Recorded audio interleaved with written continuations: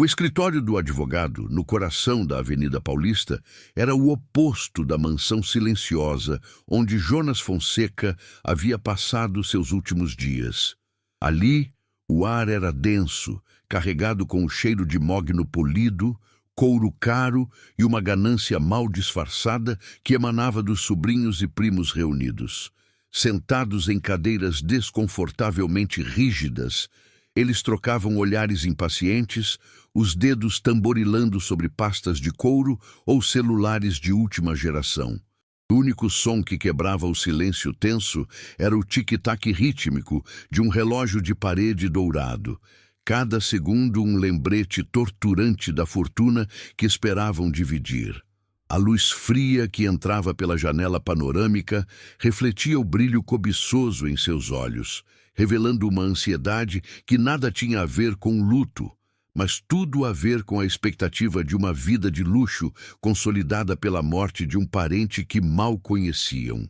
Em um canto, quase se misturando à tapeçaria da parede, sentava-se Josefa Garcia. Aos 62 anos, ela parecia uma figura de outro tempo naquele ambiente corporativo e hostil.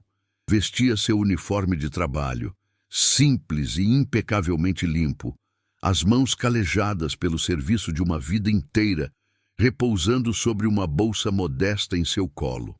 Ela não olhava para ninguém em particular, seu olhar sereno fixo em um ponto qualquer do carpete, como se buscasse um refúgio invisível contra a tempestade de avareza que a cercava. Para os familiares de Jonas, ela era apenas parte do mobiliário, a empregada, a cuidadora, uma presença funcional que, por décadas, foi ignorada em sua humanidade. Naquele momento, porém, os olhares que lhe eram lançados, raros e fugazes, carregavam um desprezo gelado, como se sua simples presença ali fosse uma afronta inexplicável. O advogado, um homem de feições sérias e gestos calculados, pigarreou, ajustou os óculos e começou a leitura do testamento. Sua voz era grave e monótona, listando bens menores, ações e propriedades de pouco valor que foram destinadas a parentes distantes, quase como um prelúdio para acalmar os ânimos antes do ato principal. Os sobrinhos se ajeitaram nas cadeiras, um sorriso de superioridade começando a se formar em seus rostos. Então, o advogado fez uma pausa. Um silêncio profundo e pesado caiu sobre a sala, longo o suficiente para que a tensão se tornasse quase insuportável. Ele ergueu os olhos do papel, encarou o grupo por um instante e, com uma clareza cortante, leu a cláusula principal. Deixo 50% de toda a minha fortuna, incluindo a mansão nos Jardins e o controle acionário da Fonseca Imports, para a senhora Josefa Garcia. O choque foi como uma onda de choque físico, um suspiro coletivo que sugou todo o ar da sala. Por um segundo, ninguém se moveu. Então, a incredulidade deu lugar à fúria. Ricardo, o sobrinho mais ambicioso, levantou-se de um salto, o rosto vermelho de indignação. Ele apontou um dedo trêmulo na direção de Josefa, que encolheu-se instintivamente na cadeira, o rosto pálido. A voz dele ecoou, áspera e venenosa. Isso é um absurdo, um golpe. Essa mulher, essa empregada, manipulou um velho doente para roubar o que é nosso por direito. A acusação pairou no ar, cruel e definitiva, marcando o início de uma batalha que testaria a força silenciosa de uma vida inteira de dignidade. Foi nesse instante de humilhação pública que a verdadeira jornada dela começou. E se histórias de força como a de Josefa ressoam em você, considere se inscrever, pois é o seu apoio que nos dá força para continuar compartilhando relatos que merecem ser ouvidos. As palavras de Ricardo ricochetearam pelas paredes forradas de madeira, mas para Josefa elas soaram distantes, abafadas. O mundo ao seu redor encolheu, tornando-se apenas o som de sua própria respiração e o toque áspero da alça de sua bolsa contra os dedos. Humilhação era uma sensação que ela conhecia, uma sombra que a acompanhou desde que deixou sua terra natal em busca de uma vida melhor. Mas nunca havia sido tão pública, tão cortante. Ela não ergueu o olhar, pois sabia o que veria. Um círculo de rostos contorcidos em desprezo, julgando-a não por quem era, mas pelo que representava para eles, um obstáculo, uma usurpadora. Seu coração não se encheu de raiva, mas de uma tristeza profunda, não por si mesma, mas por eles, que eram incapazes de compreender o tipo de riqueza que Jonas realmente valorizava e que não podia ser depositada em um banco. A memória a transportou para 3 anos antes, quando o silêncio na mansão dos Jardins começou a se tornar pesado, denso. Jonas Fonseca, o titã dos negócios, o homem cuja voz fazia mercados tremerem, havia se tornado prisioneiro de seu próprio corpo. A doença chegou sem alarde, corroendo sua força dia após dia, deixando para trás um homem frágil em uma cama hospitalar montada na suíte principal. A casa, antes palco de jantares de negócios e festas luxuosas, agora era um mausoléu de glórias passadas. A poeira fina que se acumulava sobre os porta-retratos de prata era um testemunho silencioso do abandono. Os parentes, que antes disputavam sua atenção, agora mediam suas visitas em minutos, os olhos percorrendo as obras de arte nas paredes, calculando seu valor, enquanto o homem no leito se tornava cada vez mais invisível. Foi nesse vazio que a relação entre Jonas e Josefa se transformou. Ela, que por mais de 3 décadas fora uma presença funcional, a responsável pela ordem e limpeza, tornou-se sua única âncora com o mundo. As manhãs começavam não com ordens, mas com uma pergunta suave dela. O senhor dormiu bem? Ela não via o magnata debilitado, mas o homem solitário por trás da fortuna.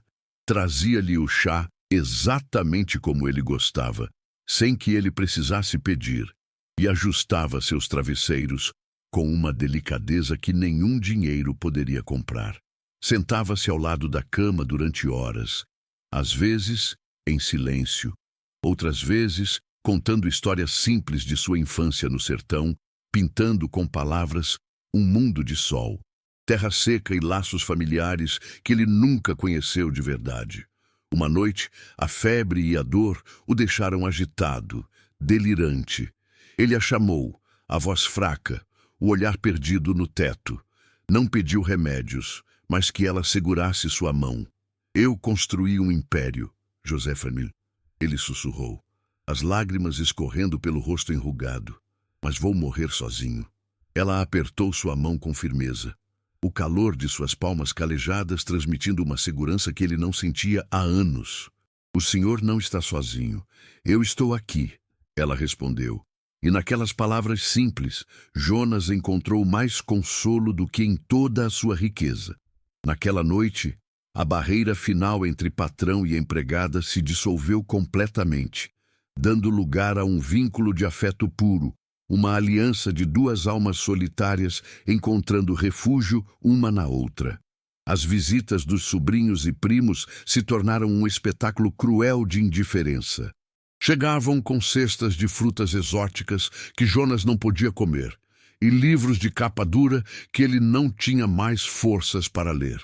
Ricardo, em especial, passava a maior parte do tempo ao telefone, no jardim, fechando negócios enquanto seu tio definhava a poucos metros de distância. Eles falavam com Josefa com uma condescendência fria, tratando-a como uma serviçal que precisava ser lembrada de seu lugar. Não percebiam que, para Jonas, o verdadeiro lugar de Josefa era ao seu lado, como a única pessoa que se importava se ele viveria para ver o sol nascer no dia seguinte. A indiferença deles era uma ferida aberta, e é por causa de pessoas como Josefa, que curam o que outros ignoram, que continuamos a contar essas histórias. Se você acredita no poder desses gestos, sua inscrição no canal nos ajuda a levar essa mensagem adiante. Jonas observava tudo de sua cama, os olhos lúcidos, registrando cada detalhe daquela encenação. Ele via a ganância mal disfarçada, ouvia as conversas apressadas sobre o mercado de ações no corredor. E então ele via Josefa entrar no quarto, trazendo consigo não apenas a bandeja com a sopa, mas uma aura de paz. Ela nunca pedia nada, nunca reclamava, nunca insinuava qualquer interesse além de seu bem-estar. Certo dia, ele lhe perguntou sobre seus sonhos. O que faria se pudesse voltar para sua terra? Ela sorriu, um sorriso melancólico, e disse que sonhava em ter uma pequena casa com um jardim, onde pudesse plantar flores e cuidar de seus netos. Uma vida simples que o trabalho duro em São Paulo havia adiado indefinidamente. Ele começou a pedir que ela lesse para ele. Não os jornais de economia, mas os romances que sua falecida esposa amava. A voz calma de Josefa preenchia o quarto, dando vida a histórias de amor e perda, enquanto ele fechava os olhos. Talvez se lembrando de um tempo em que sua casa não era tão vazia. Durante essas leituras, ele compartilhava fragmentos de seu passado, arrependimentos sobre o tempo que não dedicou à família, sobre a frieza com que tratou as pessoas em sua escalada para o topo. Eram confissões feitas a uma confidente, a única pessoa a quem ele sentia que podia mostrar sua vulnerabilidade sem ser julgado ou explorado. Josefa ouvia com paciência e compaixão, oferecendo não conselhos, mas a presença silenciosa de quem entende a dor. A saúde de Jonas piorou drasticamente nos últimos meses. Ele mal conseguia falar, mas sua comunicação com Josefa se tornou ainda mais profunda. Um simples olhar, um leve aperto de mão, era o suficiente para que ela entendesse suas necessidades. Enquanto a família discutia sobre qual hospital de luxo o transferir, mais preocupados com as aparências do que com seu conforto, Josefa simplesmente ficava ao seu lado, umedecendo seus lábios, trocando os lençóis com cuidado e garantindo que ele mantivesse sua dignidade até o fim. Ela se tornou a guardiã não apenas de seu corpo frágil, mas de sua alma cansada, protegendo-o da tempestade de interesses que se formava do lado de fora da porta de seu quarto. Foi nesse período que Jonas, em momentos de clareza, começou a usar o tablet que ficava em sua mesa de cabeceira. Josefa pensava que ele estava vendo fotos antigas ou lendo notícias. Mal sabia ela que ele estava gravando seu último testamento, não o legal, mas o emocional. Falando baixo para a câmera, com a voz embargada, ele narrava a história de seus últimos anos, descrevendo a dedicação dela como o único tesouro que o dinheiro não pôde comprar. Ele sabia que sua decisão causaria um escândalo, que sua família a acusaria, e por isso ele estava meticulosamente construindo a defesa dela, a prova irrefutável de que seu ato final não era de loucura, mas de profunda e lúcida gratidão. Josefa, por sua vez, sentia o peso da responsabilidade crescendo a cada dia. Não era mais um emprego, era uma devoção. O medo de perdê-lo se misturava a um carinho que beirava o amor filial. Ela se via defendendo-o das enfermeiras impacientes, dos parentes insensíveis, do mundo que parecia ter esquecido o homem por trás do nome Fonseca. Naquele momento, ela entendeu que seu trabalho havia se tornado uma missão. É a força silenciosa de pessoas assim que nos inspira a continuar. Se essa jornada também te toca, se inscrever é a forma mais bonita de mostrar que essas vidas importam. Em uma tarde fria de inverno, enquanto a garoa fina batia contra o vidro da janela, Jonas abriu os olhos e a procurou no quarto. Ela estava lá, como sempre. Ele fez um esforço para sorrir, um último brilho de reconhecimento em seu olhar. Não houve palavras, apenas um suspiro longo e tranquilo. O som de uma jornada que chegava ao fim. Josefa segurou sua mão até que ela ficasse fria, as lágrimas escorrendo silenciosamente por seu rosto. Ela não chorava pela perda de um patrão, mas pela partida de seu único e verdadeiro amigo, o homem que, em sua maior fraqueza, lhe mostrou o verdadeiro valor de sua força. De volta à sala do advogado, o eco das acusações de Ricardo finalmente se dissipou na mente de Josefa, substituído pela clareza daquelas memórias. A dor da humilhação deu lugar a uma calma resoluta. Ela ergueu a cabeça pela primeira vez, não com arrogância, mas com a dignidade de quem conhece a verdade. Seu olhar encontrou o de Ricardo, e por um instante ele viu nela não a empregada amedrontada, mas uma mulher cuja força ele jamais poderia compreender. Ela não precisava se defender com palavras, pois sua defesa estava escrita em cada noite mal dormida, em cada gesto de cuidado, em cada momento de compaixão que ela dedicou a Jonas. A verdadeira herança não estava no papel que o advogado segurava, mas na história que apenas ela e Jonas haviam compartilhado.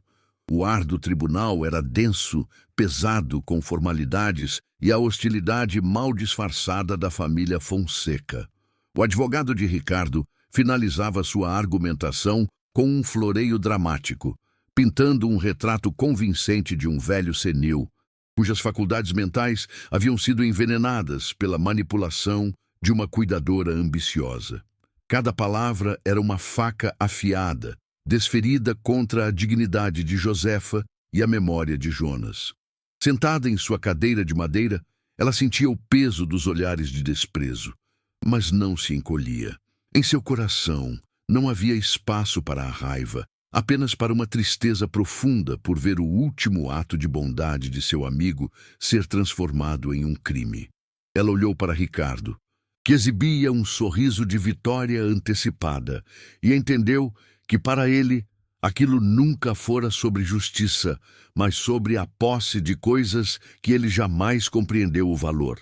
No exato momento em que o juiz parecia pronto para iniciar suas deliberações, o advogado de Josefa, um homem quieto e metódico, levantou-se. Meritíssimo, a defesa tem uma última prova a apresentar, disse ele, sua voz calma, cortando a tensão da sala. Ele caminhou até a mesa e pegou o tablet de Jonas, um objeto que parecia deslocado em meio aos processos e códigos legais. O advogado da família Fonseca protestou, chamando aquilo de um truque desesperado, mas o juiz, com um aceno de mão, permitiu que a prova fosse exibida. Um murmúrio de curiosidade percorreu a sala enquanto o aparelho era conectado às telas do tribunal. Josefa prendeu a respiração, o coração batendo forte. Ela sabia que Jonas usava o tablet, mas nunca imaginou que ele estaria, de alguma forma, presente naquele dia para defendê-la. A imagem que surgiu nas telas silenciou a todos instantaneamente. Era Jonas Fonseca, filmado em um close-up que revelava cada ruga e a fragilidade de seus últimos meses. Ele estava afundado nos travesseiros, o pijama de seda parecendo grande demais para seu corpo magro, mas seus olhos brilhavam com uma clareza inconfundível. A voz que preencheu o tribunal era fraca, um pouco trêmula, mas cada sílaba era carregada de intenção e lucidez. "Se estão vendo esta gravação", ele começou, olhando diretamente para a câmera, "significa que aqueles que carregam meu sangue não respeitaram meu último e mais importante desejo. Significa que tentaram apagar a única verdade que importava no final da minha vida. A presença dele, mesmo que digital, era tão poderosa que o ar na sala ficou rarefeito, como se o próprio Jonas estivesse ali para seu testemunho final." Ele continuou, sua voz ganhando força ao narrar a solidão de seus últimos anos, descrevendo as visitas de seus parentes como inspeções de patrimônio. Então, seu rosto se suavizou ao falar de Josefa.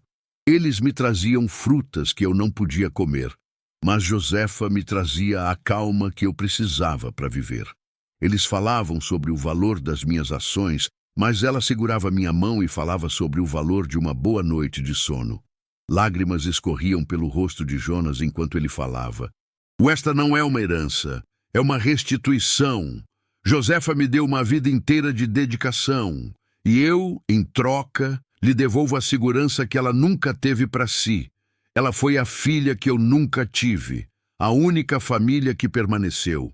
O rosto de Ricardo se desfez, a arrogância substituída por um choque pálido de vergonha.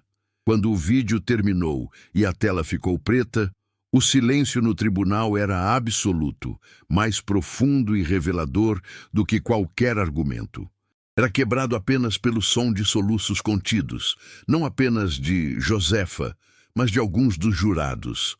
O juiz, um homem conhecido por sua postura rígida, removeu os óculos e limpou os olhos, visivelmente comovido. Ele não precisou de longas deliberações. Sua decisão foi rápida, sua voz embargada ao declarar o testamento válido e encerrar o caso. As lágrimas que finalmente escorreram pelo rosto de Josefa não eram de vitória, mas de um alívio profundo e sagrado. A justiça não fora feita para ela, mas para ele.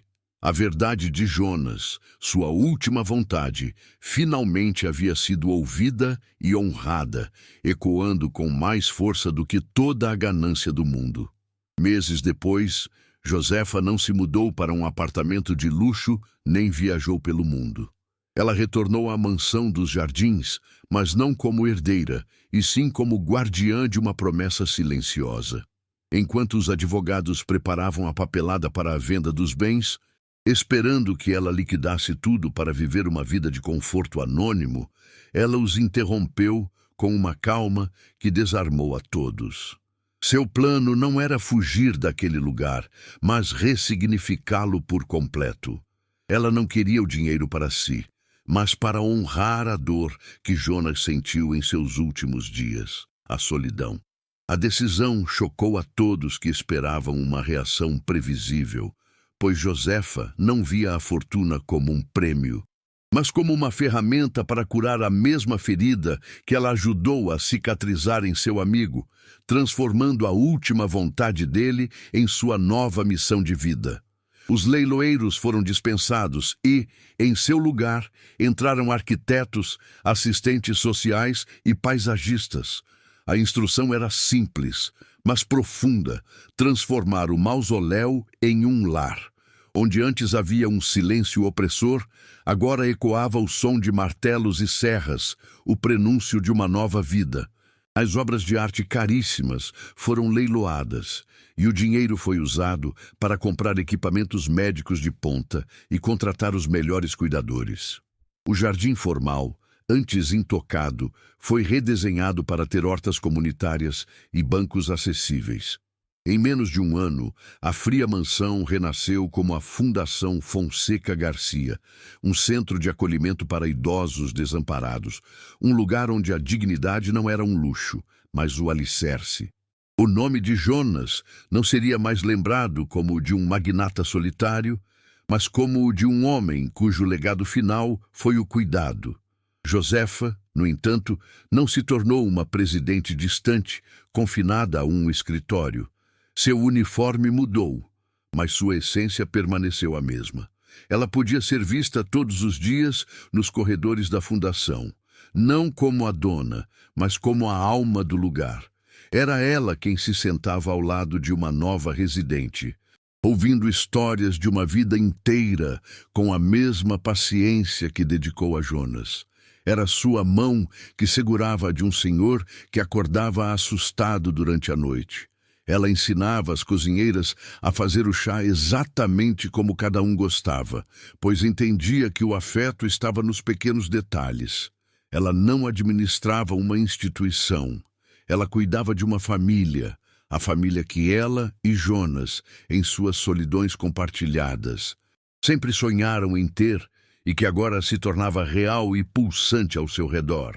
A mansão nos jardins, antes um símbolo do isolamento que a riqueza pode comprar, tornou-se um farol de esperança, um testemunho vivo de que a verdadeira herança não está no que se acumula, mas no que se compartilha. A história de Josefa não era sobre enriquecer, mas sobre enriquecer a vida dos outros. Ela multiplicou o último gesto de amor de Jonas, transformando-o em um ciclo infinito de compaixão. A herança dele não foi o dinheiro, mas a lição de humanidade que ela em sua infinita bondade, soube espalhar pelo mundo. É por causa de legados como este que continuamos a contar estas histórias. E se você acredita que a compaixão pode mudar o mundo, sua inscrição nos dá a força para garantir que vozes como a de Josefa nunca sejam esquecidas.